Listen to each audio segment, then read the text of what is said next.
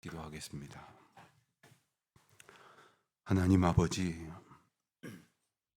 저희를 인도하시고 하나님의 말씀으로 붙들어 주시사 저희가 나아갈 길과 무엇을 해야 할 것인가를 밝히 보여 알게 하여 주시니 이 아침 다시금 주님의 은혜를 감사드립니다.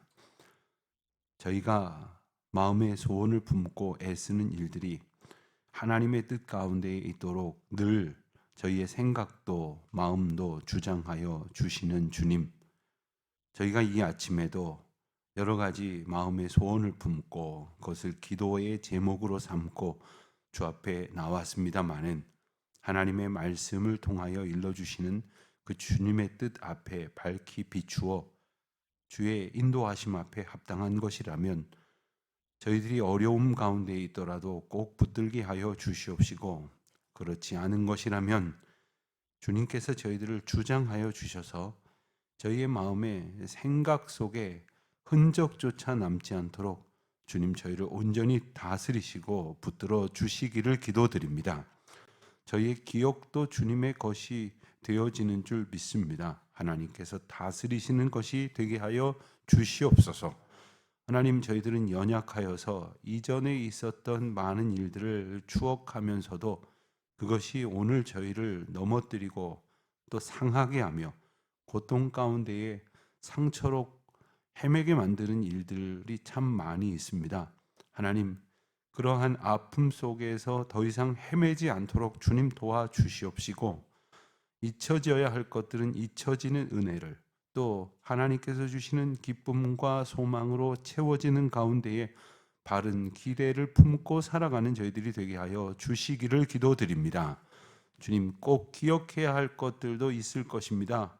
꼭 간직하여서 마음에 주님께서 주신 은혜의 기억들로 삼게 하여 주시옵시고, 또 이제 앞으로 저희들이 만나게 될 또 다른 어려움 속에 있더라도 이전에 주님께서 주셨던 은혜의 기억들을 마음에 되새김으로 하나님께서 이제도 역사하여 주실 것을 의심치 않고 믿음 가운데에 소망으로 품고 그리하여 주님을 기뻐 뛰며 찬송하는 가운데에 따라 순종하게 하여 주시기를 기도하옵나이다.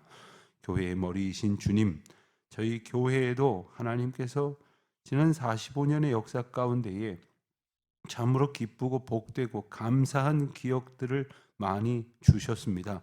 그러나 어리석은 저희들이 그런 것들은 다 잊어버리고 혹 저희의 마음을 불편하게 할 일들만 기억하고 있다면 주님, 저희들의 생각을 주장하여 주시옵시고, 또한 은혜 가운데에 새롭게 말씀하신 하나님의 부르심을 따라서 기꺼이 순종하며 즉각적으로 하나님이 인도하시는 길로 나아가는 저희 모두가 되게 하여 주시기를 기도드립니다.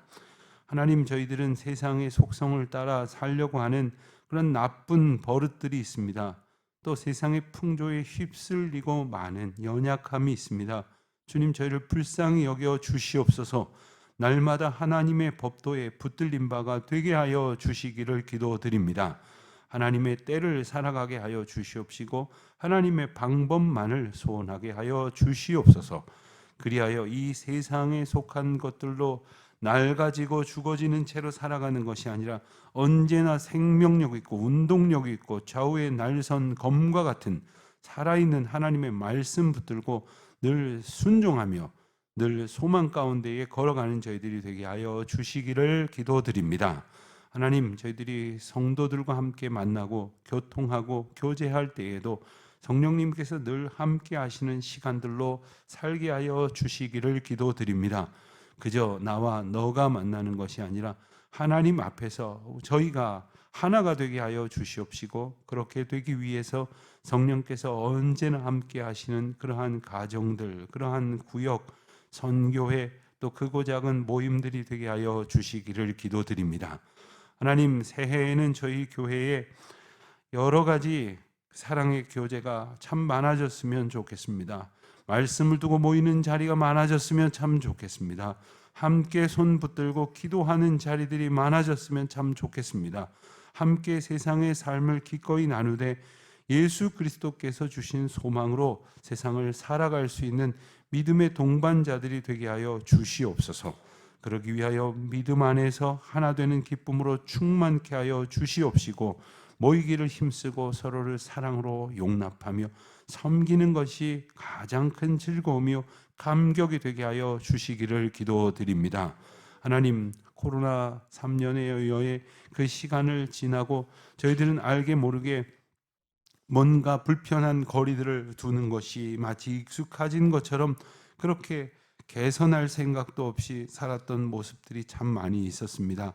이제 다시 하나님의 말씀과 부르심과 인도하심 앞에 순복하며 비록 저희들이 예배당 환경으로 인하여 어려움을 많이 겪고 있습니다만은 주의 말씀 가운데에서 함께 모여 주님을 영화롭게 찬송하며 기도하는 교회로 더욱더 주님 가까이 나아가게 하여 주시옵소서.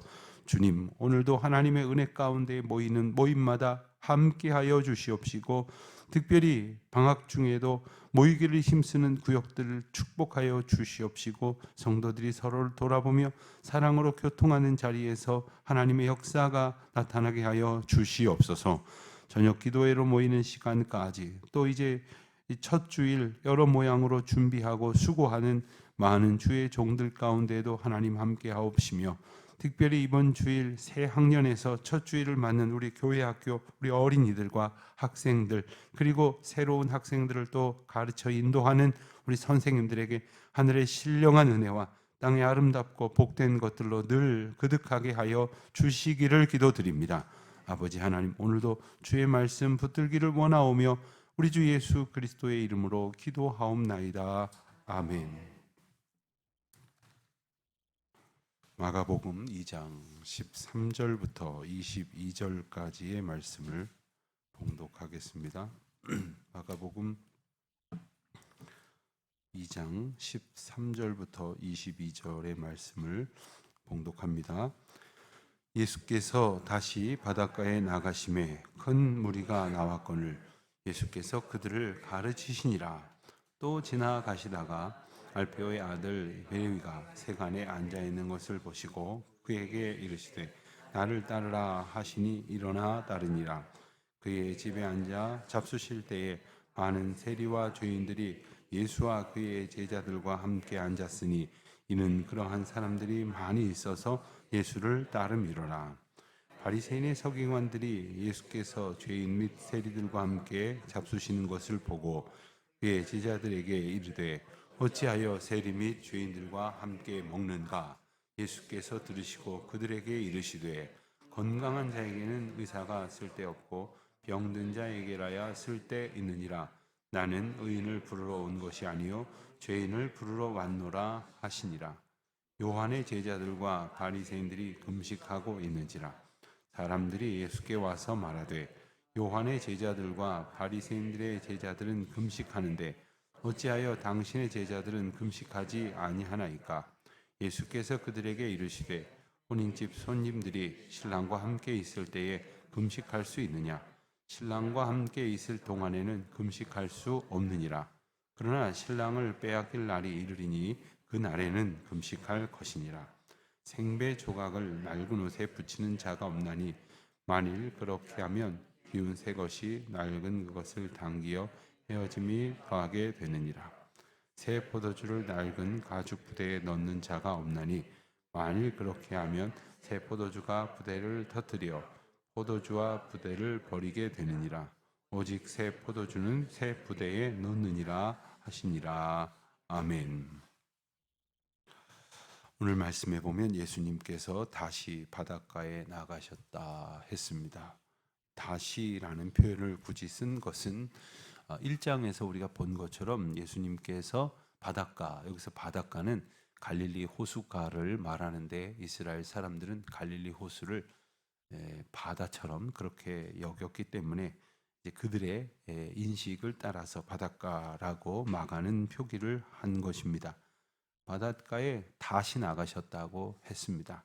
이전에 나가신 일들을 상기시키면서 또 그 일들과 연계되어진 그러한 모습임을 암시하는 내용입니다.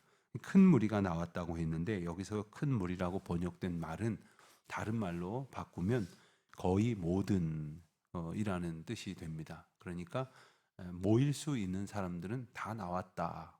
뭐 몸이 불편하거나 혹은 다른 일을 어쩔 수 없이 할 수밖에 없는 사람을 제외하고는 다 나왔다 할 정도의 지금 이제 큰 반향을 예수님께서 이제 몰고 오신 그런 상황임을 말하고 있습니다. 예수님께서 그들에게 하신 일은 가르치신 일입니다. 하나님 나라를 가르치셨고, 그리고 하나님 나라 백성으로서 어떻게 살아야 할지를 가르치셨습니다. 우리가 교회에서 배우고 가르치는 일이 참 많습니다만은 그 내용을 하나로 말하자면 하나님의 백성으로서 어떻게 살 것인가를 가르치는 것입니다. 그러니까 하나님의 백성, 즉 하나님이 다스리시는 나라 백성으로서 어떻게 살아야 하느냐 하는 겁니다. 우리가 교회를 열심히 다니고 또 성경 공부도 가고 여러 신앙 강좌도 가고 또 이런저런 배움의 자리에서 우리가 애쓰고 추구해야 될 것, 소원해야 될 것은 뭐냐면 하나님이 다스리시는 나라 백성으로서 더욱 온전히 살아가기를 이제 힘쓰고 깨닫고 그리고 헷갈리는 것들을 말씀을 통해서 분명히 새롭게 알아가는 것을 말하는 것입니다. 오늘 말씀을 보면 바닷가에 계신 예수님을 보면서 1장과 2장에서 보면 회당에 나아가셔서 귀신을 쫓으신 예수님, 그리고 베드로 장모의 집으로 추정되어지는 가버나움의 어느 집에서 찾아온 사람들을 가르치시고 특별히 지붕을 뚫고 내려오는 그런 일을 행하는 병자와 또 여러 병자들을 고치신 이야기.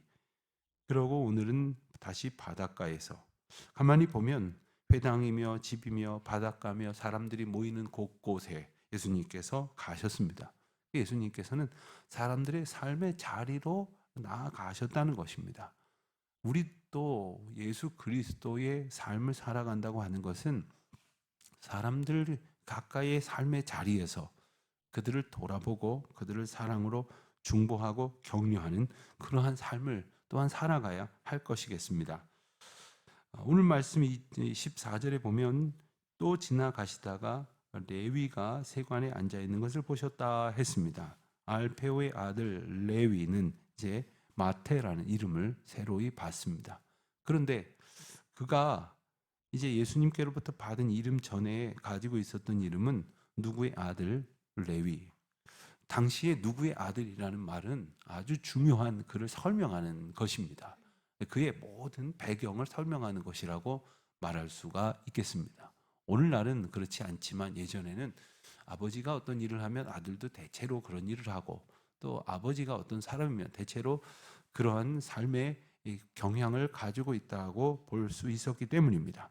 근데 그의 아들 이름이 레위라고 했는데 이것은 단지 그냥 이름을 붙인 것이 아니라 레위 지파의 후손으로서 그의 한 사람이라는 그런 이름을 설명하고 있는 것입니다. 그런데 그가 세관에 앉아 있었습니다.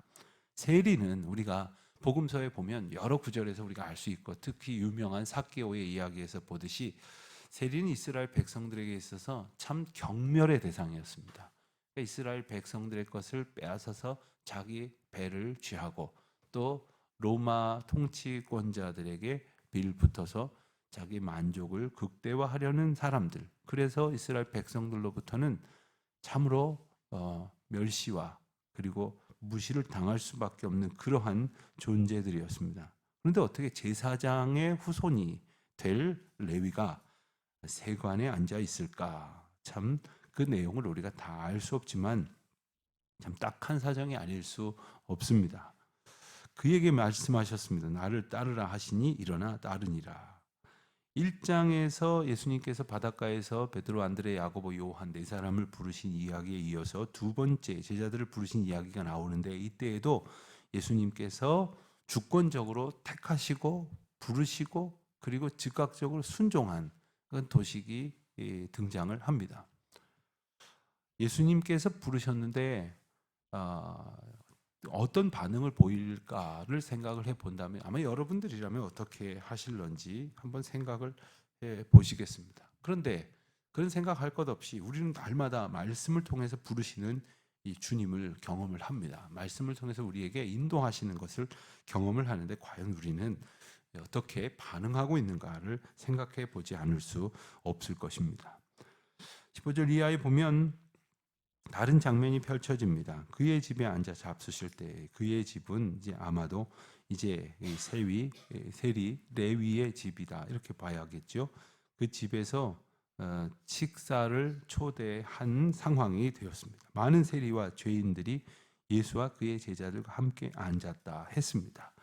자, 정황상 우리는 이제 마태가 레위가 예수님의 부르심을 받고 그리고 너무 감사하고 그를 따르려는 그러한 결단 속에서 이제 자기 집으로 모셔서 이제 잔치를 열게 되어지는 것입니다. 대접을 하는데 자기 아는 사람들을 이제 초대를 하는 거죠. 여러분 가정에 이렇게 누가 손님이 오셨는데 그냥 우리끼리만 맞이하는 것보다는 누구라도 초대하고 싶다면 누구를 초대하시겠습니까? 여러분 가까운 사람들 초대하시지 않겠어요? 친구들 초대하시겠죠? 그런데 세리의 친구들이니까 고작 세리였을 것이고 또 죄인들이었을 것입니다. 그런데 여기서 말하는 죄인이라는 말은 뭐 각종 범죄를 저지른 그런 범죄자들을 열거하는 얘기가 아니라 이 죄인들이라는 말을 바꾸어 말하면 땅의 사람들이라는 그러한 번역으로 바꿀 수가 있습니다. 그러니까 하늘의 방식으로 사는 사람들이 아니라 이 땅의 방식으로 사는 사람들.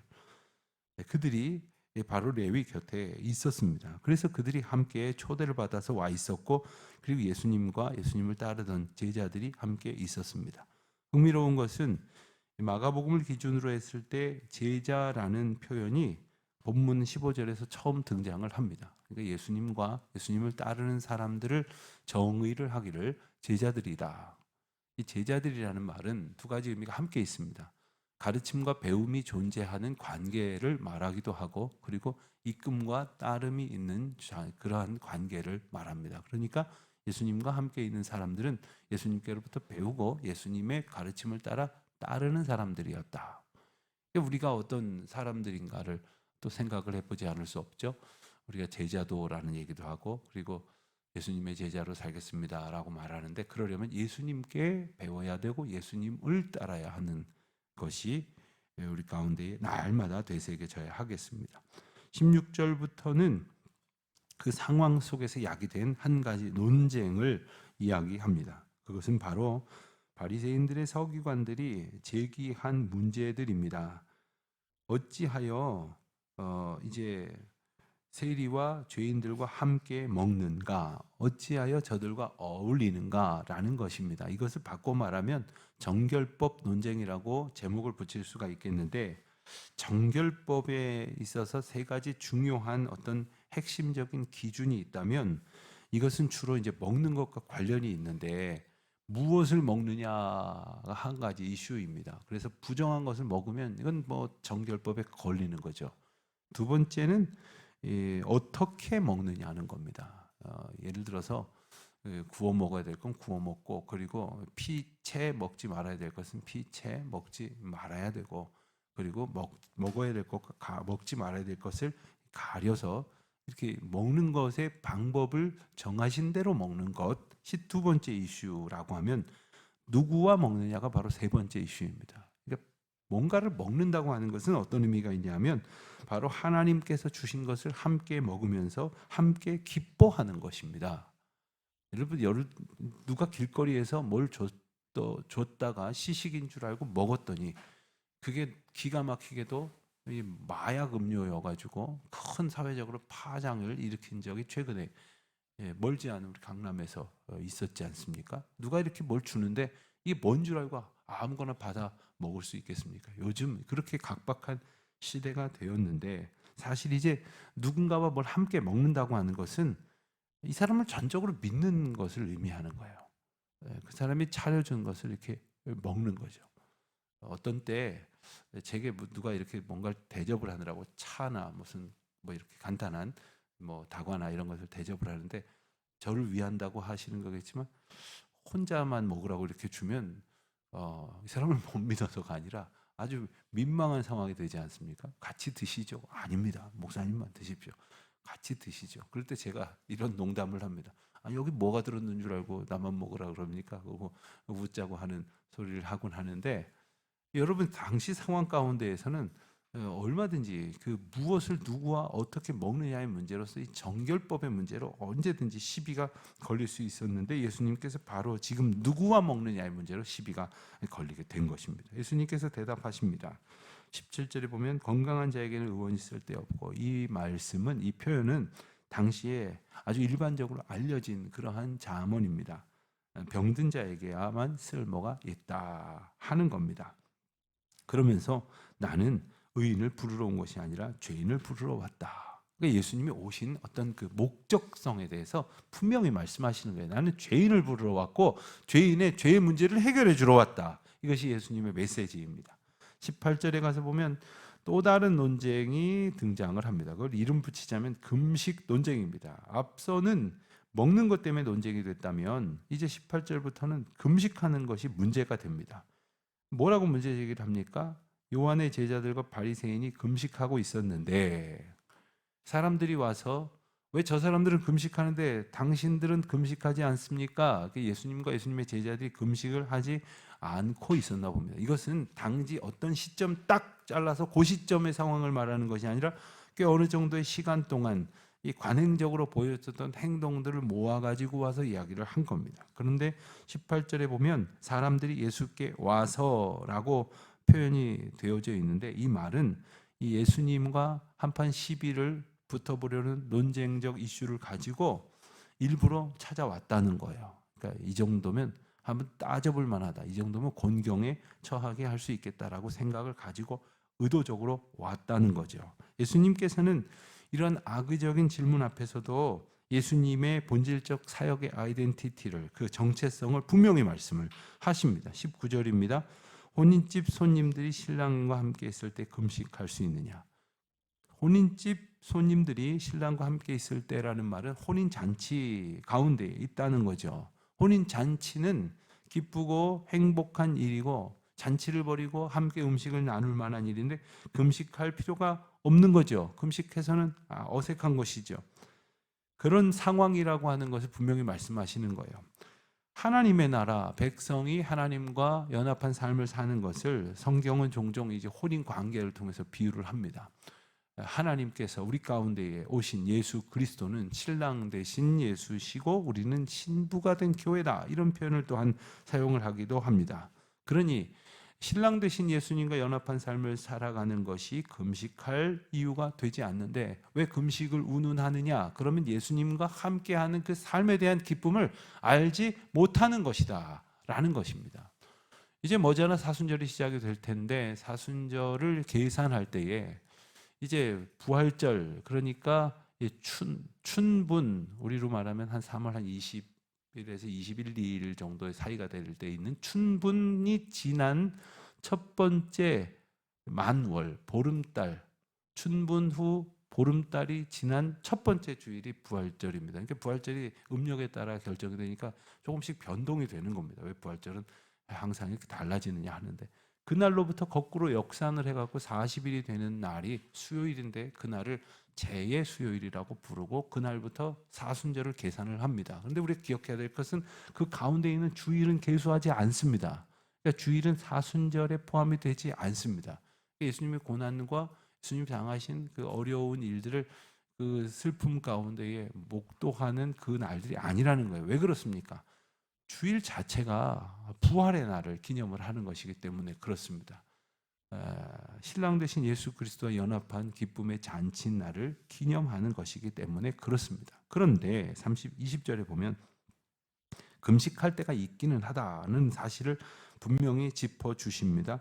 신랑을 빼앗길 날이 이르리니 그날에는 금식할 것이니라. 정말 애통하고 슬퍼해야 할 일. 그동안의 금식은 이제 바리새인들의 중요한 관심사였고, 슬픔과 참회의 상황 속에서, 또 때로는 국가적인 위기 상황 속에서 경건한 삶의 한편으로 금식을 분명히 했었는데, 금식은 이제 마땅히 해야 될 때 가서 해야 하는 것인데, 그것은 바로 신랑을 빼앗길 날이 이를 것이니 그때다라는 것입니다. 이 말씀은 이제 신랑 대신 예수 그리스도를 이제 우리가 더 이상 함께 할 수 없을 때가 온다는 거예요. 그래서 실질적으로 마가복음을 기준으로 했을 때 바로 이 구절 2장 20절이 예수님의 순환을 첫 번째로 예고한 말씀이다.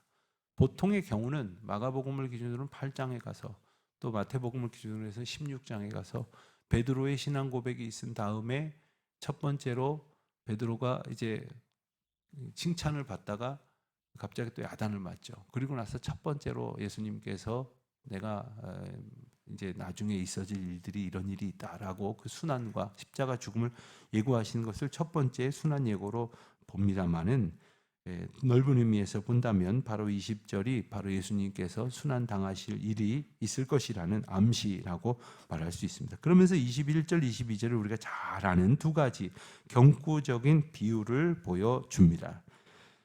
비유는 두 가지 종류가 있다고 할 수 있는데 어떤 스토리를 통해서 비유하는 말씀이 있습니다. 예를 들어서 탕자의 비유 같은 것은 하나의 이야기입니다. 그 이야기를 통해서 예수님께서 말씀하시려는 어떤 메시지가 있습니다. 이런 비유가 있는가 하면 오늘 말씀에 나오는 어떤 짧은 어떤 경구와 같은 그런 구절을 통해서 비유하시는 그런 메시지가 있습니다. 두 가지 이야기를 하시는데 하나는 생배 조각을 낡은 옷에 붙이는 자가 없다. 그렇게 되면 이제 새 것이 낡은 것을 당기어 헤어짐이 더하게 된다 하는 거죠. 자, 새 옷과 낡은 옷은 어떤 그 신축성이라든가 그 성질이 전혀 다릅니다. 보통 때는 이렇게 붙어 있어서 함께 이렇게 꿰매어져 있을지 모르지만 예를 들어서 빨래를 하고 그리고 그 건조를 하고 뭐 이러면서 세탁 섬유의 성분에 의해서 하나는 그대로 있을지 모르지만 하나는 굉장히 그 수축이 되어지는 경우들이 있습니다. 또 반대로 또 다른 의미에서 22절에 보면 새 포도주와 낡은 가죽 부대에 대한 비유를 통해서 새 포도주는 이제 그 안에서 발효가 일어나면서 그 부대를 팽창시킬 수가 있는데 낡은 것은 팽창을 따라가지 못해서 터지게 될 수밖에 없으니 새 포도주는 새 부대에 넣어야 한다. 이런 비유를 말씀을 하셨습니다. 이 비유를 좀 잘못 이해하는 사람들은 어떻게 주장을 합니까? 새 거는 새 거로만 이야기를 해야 된다. 헌 것은 다 치워버려야 된다. 이런 식의 논리를 엉터리로 갖는 경향들도 많습니다. 이것을 단지 어떤 물리적인 시간으로 말해가지고 이제 오래되신 분들은 물러나십시오. 새 세대가 이 일을 해야 되겠습니다. 이런 식으로 갖다 붙이는 경우들이 있는데 사실 이 말씀은 전혀 그런 것이 아닙니다. 이것은 뭘 말합니까?